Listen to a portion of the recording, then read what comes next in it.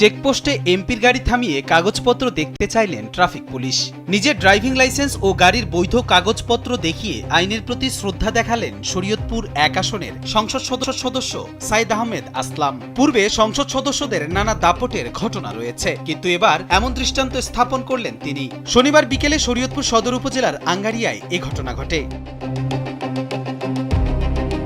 প্রত্যক্ষদর্শীরা জানান, বিকেলে নিজেই ব্যক্তিগত গাড়ি চালিয়ে আঙ্গারিয়া এলাকায় যাচ্ছিলেন সংসদ সদস্য সৈয়দ আহমেদ আসলাম। এ সময় নিয়মিত তল্লাশির অংশ হিসেবে ট্রাফিক পুলিশ তার কাগজপত্র দেখতে চান। ভিডিওতে দেখা যায় খুব স্বাচ্ছন্দ্যে ট্রাফিক পুলিশকে নিজের ড্রাইভিং লাইসেন্স ও গাড়ির কাগজপত্র দেখাচ্ছেন সংসদ সদস্য। ঘটনাটি দ্রুতই সামাজিক যোগাযোগ মাধ্যমে ছড়িয়ে পড়ে। আমাদের সরকার যেটা চাচ্ছে যে আইনের প্রতি আমরা শ্রদ্ধাশীল, আপনারা সেই ক্ষেত্রে আমাদের যে কোনো হোক না কেন আপনার আইনের প্রতি শ্রদ্ধা থাকবেন।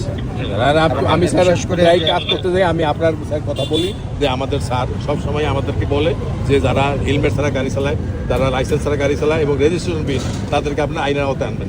এ সময় সংসদ সদস্যের কাগজপত্র তল্লাশি করে কোনো ধরনের অনিয়ম পাওয়া যায়নি। দায়িত্বরত পুলিশ কর্মকর্তা জানান, তার ড্রাইভিং লাইসেন্স, গাড়ির কাগজ ও ট্যাক্স টোকেন সহ সবকিছুই ঠিক ছিল। আইনি কাজে সহায়তা করায় তার প্রতি কৃতজ্ঞতা প্রকাশ করেন ওই ট্রাফিক পুলিশ। গাড়ির যথাযথ কাগজপত্র ঠিক আছে, এমনি কোনো অসুবিধা নেই।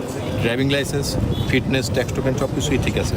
যেটা মনে করলাম যে তার আইনের প্রতি অনেক শ্রদ্ধা এবং সেই আইনকে বাস্তবায়ন করার জন্য আমাদেরকে সবসময় বলে। এই ঘটনাকে আইন মেনে চলার ইতিবাচক উদাহরণ হিসেবে দেখছেন স্থানীয়রা। তাদের মতে একজন জনপ্রতিনিধির এমন দায়িত্বশীল আচরণ সাধারণ মানুষকে আইন মেনে চলতে উৎসাহিত করবে।